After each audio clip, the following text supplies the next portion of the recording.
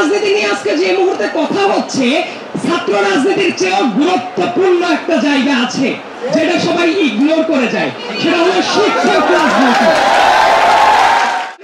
বক্তব্যটা শুরু করতে আসছি তার আগেই বারবার করে বলা হচ্ছে সময়ের ব্যাপারে সচেতন থাকতে।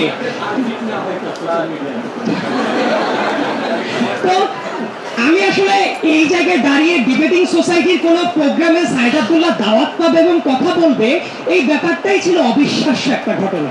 কারণ ক্যাম্পাসে যতদিন দাওয়াত হবে এই জায়গায় তো আপনাদের দৃষ্টিতে কেউ না কেউ অনলবর্ষী বক্তা এসে কথা বলবে, আমাদের ক্যাম্পাসে গান হব, ফুল হব, আর কিছু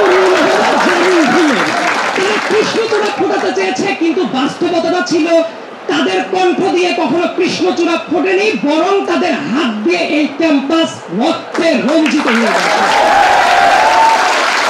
এবং সেই দাবি নিয়ে যখন এই যে ছাত্ররা তারা যখন ভিসির বাসার সামনে দাঁড়িয়ে বলেছে আমরা এই রক্তের প্রতিবাদ করতে চাই, তারা যখন বিচার চেয়েছে, তখন আমাদের শিক্ষক মন্ডলীদের ভেতরে অনেকেই দেখেও না দেখার ভান করে বলেছে কই ছাত্রলীগকে আদৌ আক্রমণ করেছে।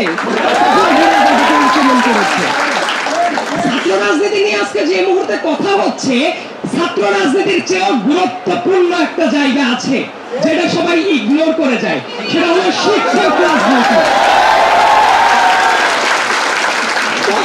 ছাত্র রাজনীতিটা কিন্তু ইন্ডিভিজুয়াল কোন এলিমেন্ট না, শিক্ষক রাজনীতির সাথে এটা কত ওতপ্রোতভাবে জড়িত সেই আলোচনাটাও আমার এই পলিসি যেটা আমি ঘোষণা করব তার ভেতরে লিপিবদ্ধ থাকবে। সবার আগে আমি একটু আসতে চাই যে ছাত্র রাজনীতির যে সংজ্ঞায়ন, অনেক চমৎকার কথা বলে মিরাজ দিদি, অনেক চমৎকার কথা বলেছে, তাদের তুলনায় আমার দুর্ভাগ্য হলো আমার কণ্ঠও সুন্দর না, আমি সুললিত কাব্যিক ভাষায় কথাও বলতে পারি না। সবার সুন্দর দৃষ্টি কামনা করছি। প্রথমেই ছাত্র রাজনীতির সবচেয়ে বড় সমস্যাটা হইল গণপ্রতিনিধিত্ব আদেশ যেটা আছে সেইটা অনুযায়ী কোন রাজনৈতিক দলের ছাত্র কোন সংগঠনই থাকতেই পারে না। তো আমাদের গণপ্রতিনিধিত্ব আদেশ যেটা আছে সেটার দিকে যদি তাকান, খুবই স্পেসিফিক্যালি বলা আছে ছাত্রদের কোন সংগঠন কোন রাজনৈতিক দলে থাকলে তারা নির্বাচন কমিশন কর্তৃক তারা তাদের যে স্বীকৃতি সেটা বাতিল হয়ে যায়। সেম গোস ফর শিক্ষক রাজনীতি, মানে কেউ যদি চায় যে শিক্ষক লীগ, শিক্ষক দল, কোন পেশাজীবী দল, এগুলো থাকতে পারে না গণপ্রতিনিধিত্ব আদেশের টোটালি বরখেলাপ এটা। তাহলে আমার প্রশ্ন, ক্যাম্পাসে তাহলে ছাত্রলীগ কিভাবে থাকতো, ছাত্র দল কিভাবে থাকতো, ছাত্র শিবির কিভাবে থাকতো?